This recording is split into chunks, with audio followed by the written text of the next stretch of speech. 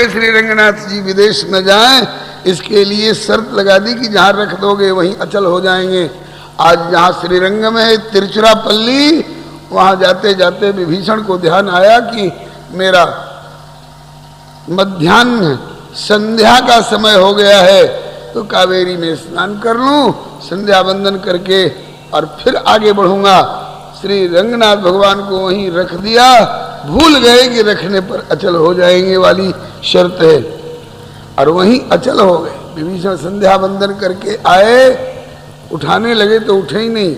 प्रभु उठ क्यों नहीं रहे हो? बोले तुमको पहले ही बताया गया था कि बीच में मत रखना, नहीं तो वहीं अचल हो जाएंगे। अब इसमें भी एक रहस्य की बात है, ये रहस्य संतों से मिलते हैं, हमारे आर्ष ग्रंथों का स्वाध्याय करने वाले महानुभाव बताया करते हैं। एक और रहस्य की बात है, वहीं कावेरी नदी के तट पर ही संध्या बंदन की बेला क्यों हुई, वहीं क्यों रखे गए? इसलिए कि उससे भी पूर्व कावेरी नदी मूर्तिमती होकर तपस्या करने लगी।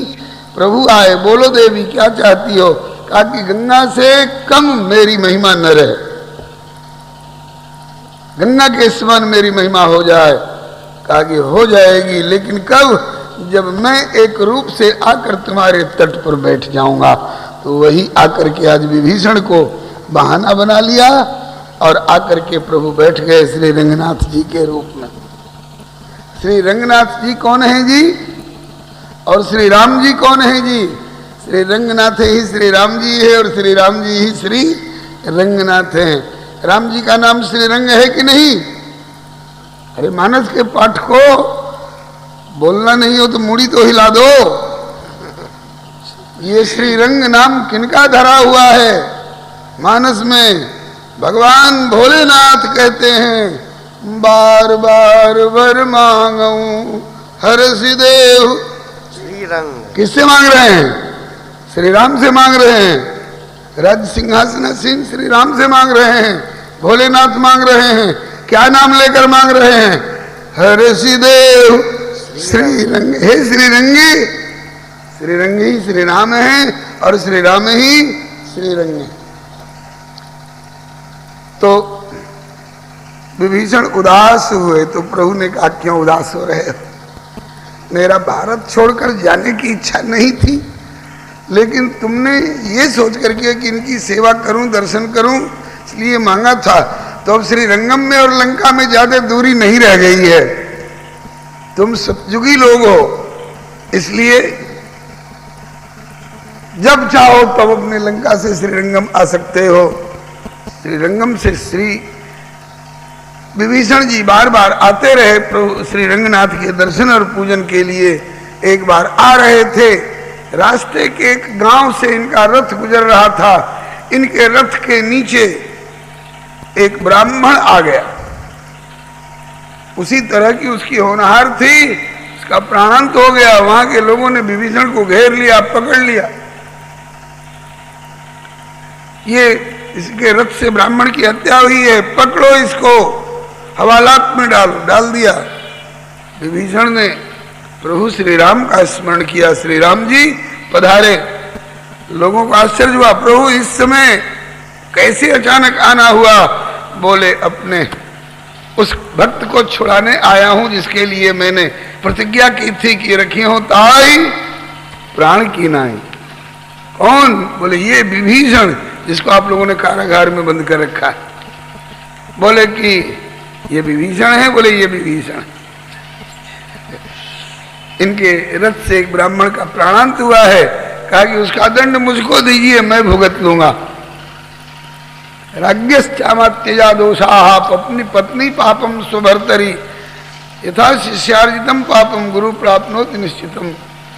स्वामी को गोत गोत होता है गुलाम को। सेवक का अपराध उसके लिए, सेवक अगर कुत्ता बिगड़ जाए तो उसके कुत्ते पर उलाना नहीं जाता है, कुत्ता के मालिक को पकड़ा जाता है। ऐसा कुत्ता पाले हो तो केवल विभीषण को छुड़ाने के लिए प्रभु गए। विभीषण ने पूछा कि प्रभु ये घटना कैसे घट गई? कहा कि तुमने मुझे लंका में न्योता दिया था ना, उस समय भरत की आतुरता को ध्यान में रखते हुए मैं नहीं आया था। अब श्रीरंगम तक आ गया तो चलो तुम्हारी लंका में भी तेरी मेहमानी का उधार खाता आज चुकाया हूं। अस्तु। अब जिस समय विभीषण को समझा रहे हैं अपनी लाचारी, उस समय रघुनंदन मुखरित हो रहे हैं। पद का उपक्रम किया जा चुका था, अब आज उस उपक्रम, प्रतिपादन और उपसंहार सब एक साथ होगा। भरत चरित्र ऐसा गूढ़ और विस्तृत चरित्र है कि एक दिन में और 8 और 9 दिन में कोई क्या कह लेगा। वर्षों कहते रहे तो भी निगम से शिव पार न पावई। और यहां भी देखिए कई लोग मिलके कर रहे हैं। उपक्रम किया भैया श्री ओंकार नाथ जी ने, भरत चरित्र का उपक्रम प्रथम दिन भैया श्री ओंकार नाथ जी ने किया, और बीच में रामचरित्रदास जी के द्वारा भरत चरित्र हो रहा है। और हमरे राम तो बस केवल हाजिरी हाजिरी, अब बोला नहीं जा रहा, इसलिए ये निर्णय लिया गया। अस्तु। आइए, प्रभु कहते हैं कि विभीषण तापस वेश गात कृष्ण जपत निरंतर मोहि, देखूं बेग सुजतन करू सखा निहोरूं तो। निहोरा जानते हैं कैसे कहते हैं? हाथ जोड़ करके, सिर नवा करके, गिड़गिड़ा करके, भैया मैं तेरे हाथ जोड़ता हूं, दांत निकाल करके प्रार्थना की जाती, इसको निहोरा कहते हैं। मैं तेरे निहोरा कर रहा हूं विभीषण, जल्दी मुझे पहले भरत से मिला। विभीषण जी ने विमान उपस्थित किया, वहां की थोड़ी सी औपचारिकता पूरी करके और रघुनंदन चढ़े और चल पड़े। और उस समय क्या क्या कहे, अथवा रास्ते में विमान पर बैठे विभीषण को क्या समझाते जा रहे हैं कि मेरो पल पल जुग समझावे भैया भरत के बिना, मेरो पल पल जुग समझावे भैया भरत के बिना, मेरी बिगड़ी कौन बनावे भैया भरत के बिना, मेरी बिगड़ी कौन बनावे भैया भरत के बिना। बालकांड की, भरत चरित्र की विशेषताएं बताई जा चुकी हैं। अयोध्या कांड में प्रवेश होकर के और वहीं से बंटवारा हो गया। थोड़ा मानस जी के आधार से क्रमिक रूप में श्री रामचरित्रदास जी सुना रहे हैं, और हमरे राम जहां तहां के प्रमुख प्रमुख बिंदुओं पर केवल इशारा कर रहे हैं। कल बताया गया कि पिता प्रदत्त राज्य तज पैदल चित्रकूट को धावे, पिता प्रदत्त राज तज पैदल चित्रकूट को धावे, मेरे द्वारा त्यक्त प्रजा पुनि, मेरे द्वारा त्यक्त प्रजा पुनि, मेरे डिग पहुंचावे ऐसी उर्जी को सुरझावे भैया भरत के बिना। हाँ, मेरे द्वारा त्यक्त प्रजा पुनि, मेरे डिग पहुंचावे ऐसी उर्जी को सुलझावे भैया भरत के बिना। बहुत बहुत उलझ गया था अयोध्या का मामला। अगर भरत जी की जगह पर कोई लोभी लालची विद्रोही होता तो जाने अयोध्या का इतिहास कैसा होता, भगवान जाने। लेकिन सारी उलझनों को ऐसी उर्जी, भरत जी का सुझाव कितना सुलझा हुआ विचार है।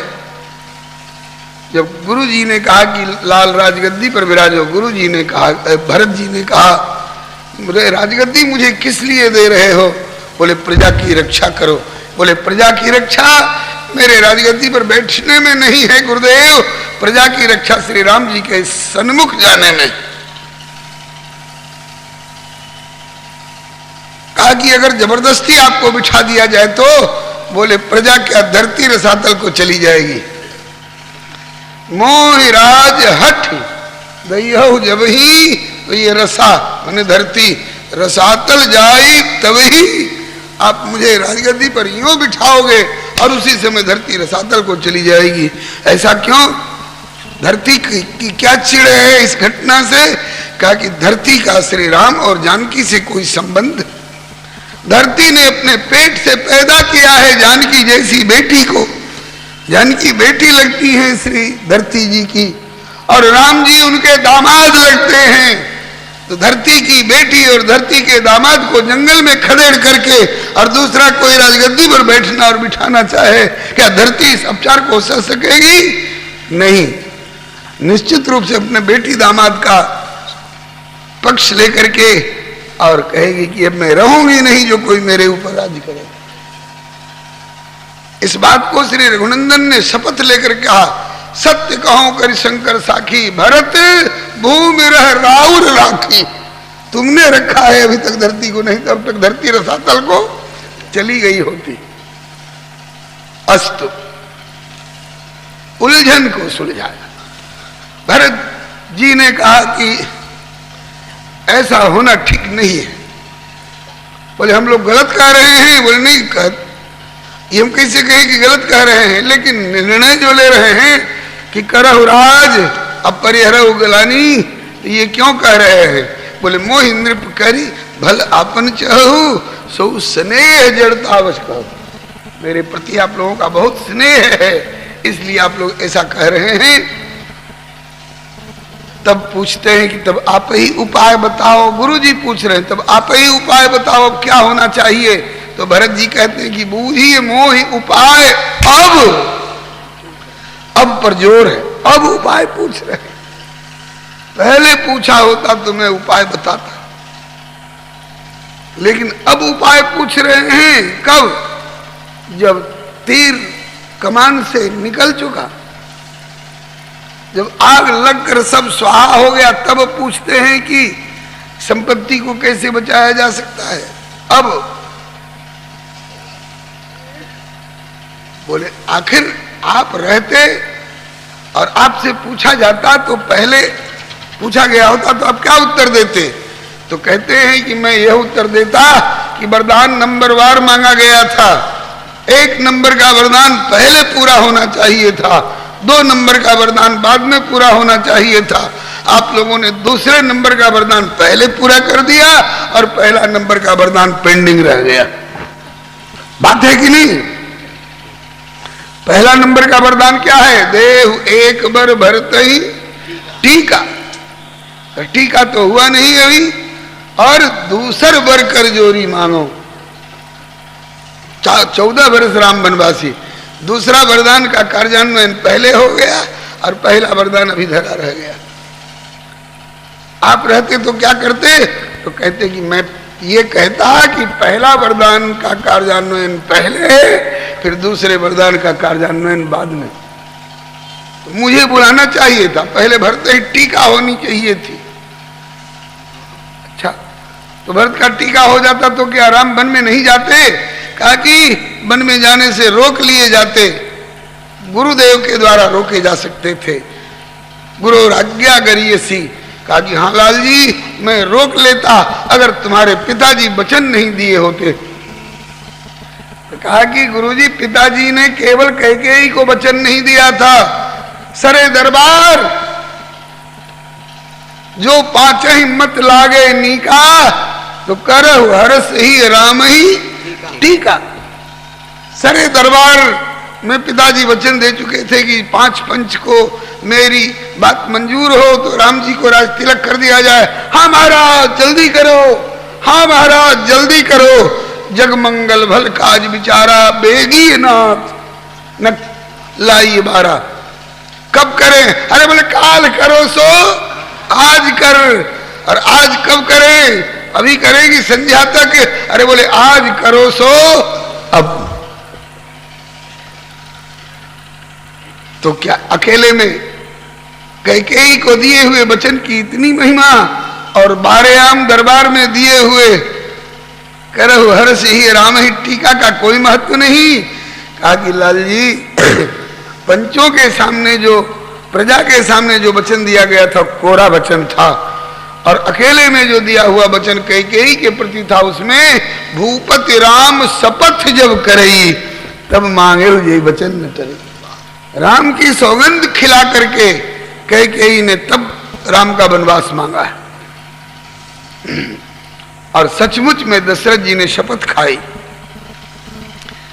क्या कैकेयी मैं तुझसे कपट का करके बोल रहा हूं? मन में कुछ और, वाणी में कुछ और है। अगर ऐसा हो तो ले, मैं राम की 101 नहीं 100 सौगंध खा के कह रहा हूं, तेरी मांग पूरी होकर के रहेगी। मांग भाजो कछु कहूं कपट कर तो ही, तो भामिनी राम शपथ सत मोही। राम की 100 सौगंध है, मुझे कपट करके नहीं कह रहा हूं, निष्कपट भाव से बोल रहा हूं। तो मांग और उसकी पूर्ति होगी। जब शपथ खा ली दशरथ जी ने, तब भरोसा हो गया कि अब तो घटना घट के रहेगी। तब मांगा है। तो जिसकी सौगंध खा के वचन दिया जाता है, अगर उस वचन को पूरा न किया जाए तो उसका अनिष्ट होता है। तो राम को अगर गुरुजी अपने विशेष आज्ञा से रोक लेते तो राम का अनिष्ट होता। अयोध्या में रहकर राम का अनिष्ट होता और वन में जाकर राम सुखी रहेंगे। तो बताओ, घर में रखकर उनका अनिष्ट करना ज्यादा अच्छा रहता या वन में रहकर सुखी देखें वो ज्यादा अच्छा रहता? बोले तो वन में जाकर सुखी रहे वो ज्यादा अच्छा, और घर में रहकर अनिष्ट हो जाए तो वो ज्यादा ठीक नहीं। बोले इसीलिए मैं लाचार हो गया। बोले तो भी गुरुजी वरदान की पूर्ति भी हो सकती थी और हमारे और राम में दूरी भी नहीं होती। कैसे? कहा कि मुझे राजगद्दी पर बिठा देते और भैया का वनवास, बोले कि 14 वर्ष राम वनवासी। तो वनवासी में दंडक वन का नाम नहीं था,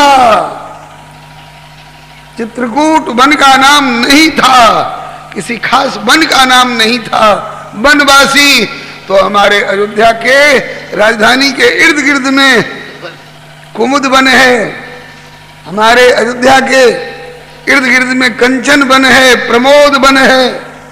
इनमें से किसी वन में भैया की झोपड़ी बनवा देता और रोज जाकर पदबंधन करता तो वन में वास भी हो जाता प्रभु का, और हमारे उनके बीच में दूरी भी नहीं होती, प्रजा को तड़पना नहीं पड़ता, पिताजी का प्राणांत नहीं होता। तो ये सब तो किया नहीं, आप लोगों ने कराया नहीं, और सब विपत्ति का बीज बो दिया गया, अंकुरित हो गया, प्रस्फुटित हो गया, और उसका फल लगने वाला है। उसका फल भुगतने के समय में बूझी मोहि उपाय, अब उपाय पूछा जा रहा है। आहा, ये है भरत जी को, भरत जी की उलझन को सुलझाने वाला विचार। कितना बढ़िया हल भरत जी दे रहे थे, दे देते। बीच में पंचायत बैठी, चित्रकूट में बड़ी बड़ी समस्याएं आई, और अंत में भरत विवेक बराह विशाला, अनायास उधरी तही काला। तो रघुनंदन विभीषण को बता रहे हैं कि ऐसी उर्जी को सुलझावे भैया भरत के बिना, ऐसी उर्जी को सुलझावे भैया भरत के बिना। आगे मम पद रज सिर ही लगाए। रास्ता चलते पता चल गया कि ये भैया श्री राम के चरण है, ये मातेश्वरी जानकी का चरण चिन्ह है, और ये लक्ष्मण जी का चिन्ह है।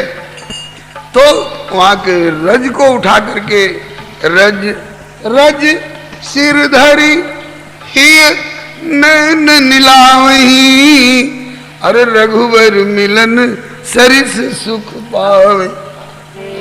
मम पद रज सिर ही लगाए, मम मिलन सरिस सुख पावे। मम पद रज सिर ही लगाए, मम मिलन सरिस सुख पावे। जहाँ मम चरण तहाँ निज मस्तक, जहाँ मम चरण तहाँ निज मस्तक। गुफा खोद ठहरावे, ऐसो दैन्य कौन दर्शावे। भैया भरत के बिना। आजा मम चरण तार निज मस्तक गुफा खोज ठहरावे, सुदैनिक कौन दर्शावे भैया भरत के बिना। केवल मेरे संबंध से, केवल मेरे संबंध से मछली मारकर परिवार का गुजारा करने वाले मल्लाह को ऐसे गले लगाया है, जन्म ही लुठत सबने समेटा। ये निषाद की छाया हूँ को छुअत ही जगत घिनावे, जे निषाद की छाया हूँ को छुअत ही जगत घिनावे।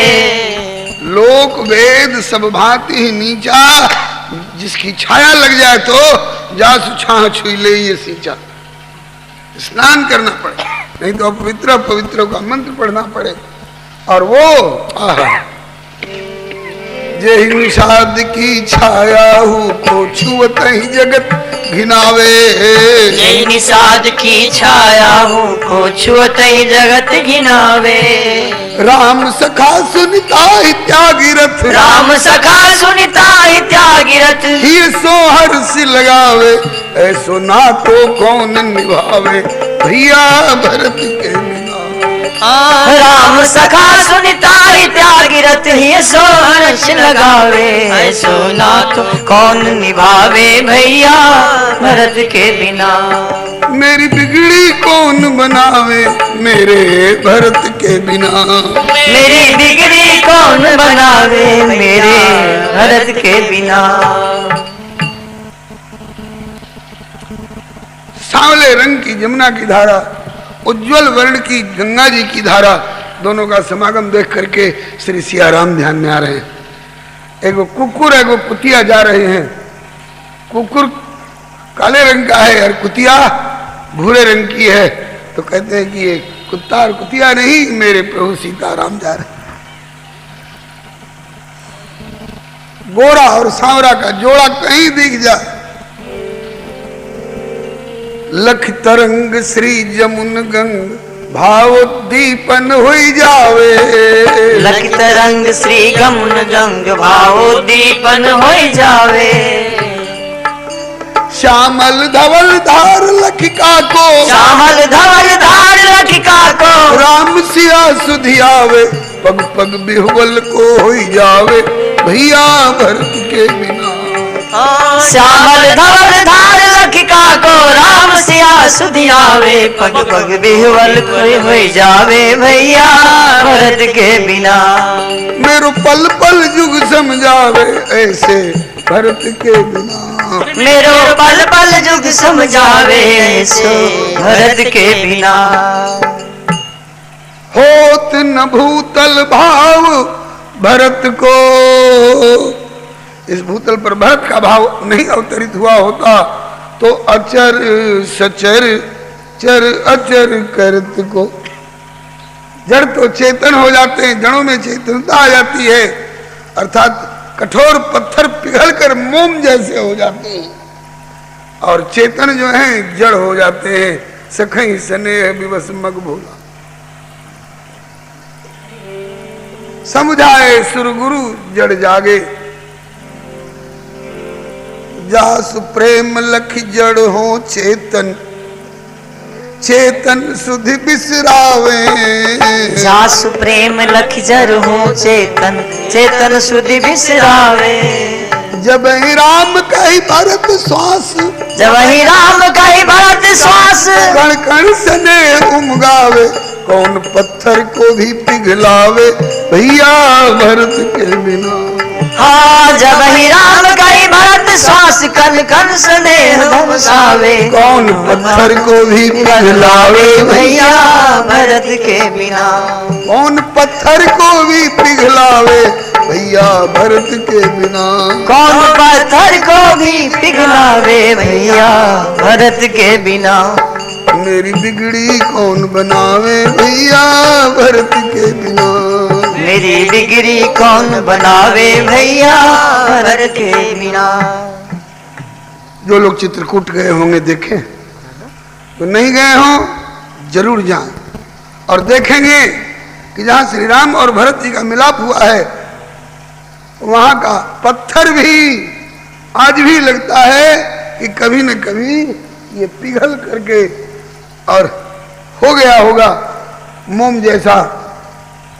और वहां पर आज भी श्री राम जी और भरत जी के चरण के चिन्ह उखड़े हुए, राम भरत मिलाप वाले स्थल पर देखने में लगता है कि ये पत्थर जरूर किसी न किसी दिन पिघला होगा, चाहे जितना दिन पहले का हो, पत्थर को पिघला देने वाला।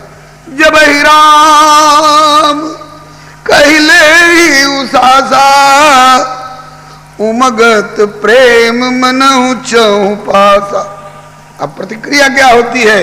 बोले कि द्रवही बचन सुनी कुलिश और पशाना पुरजन प्रेम न जाई बखाना। राज्य बढ़ो या राम बढ़े, इसी बात पर कल का पूरा समय निकल गया था। हम नश्वर राजगद्दी को पसंद करें या अविनाशी प्रभु को पसंद करें, इसी पर परमानेंट और गैर परमानेंट वाली बात कल निकल गई।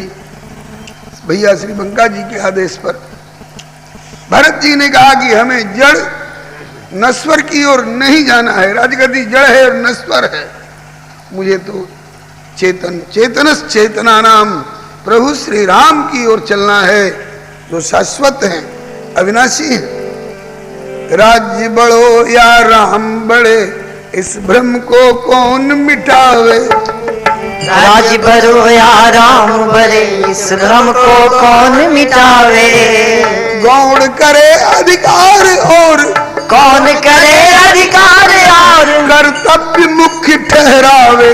कुल को दीपक कौन कहावे भैया भरत के बिना। हाँ, कौन करे अधिकार और कर्तव्य मुख्य ठहरावे। कुल को दीपक कौन बनावे भैया भरत के बिना। कुल को दीपक कौन कहावे भैया भरत के बिना। कुल को दीपक कौन कहावे भैया भरत के बिना। राम लक्ष्मण शत्रुघ्न के रहते दशरथ जी एक बार नहीं बार बार घोषणा करते हैं कौशल्या जी के सामने, बार बार मोहि कहे मही पा जानव सदा भरत कुल दीपा। मेरे कुल का दीपक भरत साबित होगा। मेरे कुल का दीपक राम को नहीं कहते हैं, लक्ष्मण को नहीं कहते हैं, लक्ष्मण कुल दीपा नहीं, जानव सदा भरत कुल दीपा। मेरे कुल का दीपक भरत है, मेरे कुल का दीपक भरत है कौशल्य, मेरे कुल का दीपक भरत। एक बार नहीं बार बार मोहि कहे मही पा। माता कौशल्या बोल रही, मेरे प्राणधन ने बारंबार मुझसे कहा था कि मेरे कुल का दीपक भरत है, मेरे कुल का दीपक भरत है। क्यों? और लोग अधिकार के ओर हाथ बढ़ाते हैं, मन को लपलपाते हैं, लेकिन मेरा भरत अधिकार की ओर नहीं, मेरा भरत कर्तव्य की ओर जाता है। अधिकार की ओर हाथ फैलाने वाले क्या करते हैं? बोले अयोध्या जैसे गुलशन को वीरान कर देते। अयोध्या पहले देवराज इंद्र की अमरावती को ले जाने वाली थी, अवधराज सुरराज स्याही, और वो अयोध्या अब क्या हो गई? बोले कि लागत अवध भयावन भारी, मानव काल रात अंधियारी। घर मसान, अरे घर में लाश पड़ी हुई है कई दिनों तक तेल में डुबा करके, तो घर मसान तो है ही, घर मसान। और उस घर में घूमने फिरने वाले बोले जन परिजन भूता, ये भूत प्रेत घूम रहे हैं उसमें, चाहे कैकेयी हो चाहे मंथरा। ये किसके चलते? बोले अधिकार के चलते। अधिकार मुझको मिलना चाहिए, मेरा बेटा राजगद्दी पर बैठेगा, मैं राजमाता कहलाऊंगी। ये ऊपर वाली दृष्टि है बंधुओं, इसको ध्यान रखिएगा। माता कैकेयी का अभिनय है ये राम की रुचि के लिए, लेकिन ऊपर में तो ऐसा ही तो दिखाई पड़ेगा ना, ऐसा ही तो कहा जाएगा ना। कैकेयी ने कहा कि मुझे अधिकार चाहिए, और पति के प्रति पति की हाँ में हाँ मिलाना कर्तव्य उसका। बोले चूल्हे में जाए, मुझे अधिकार चाहिए। श्री हरे नमः। लेकिन इसका परिणाम क्या हुआ? अयोध्या श्मशान बन गई, मिथिला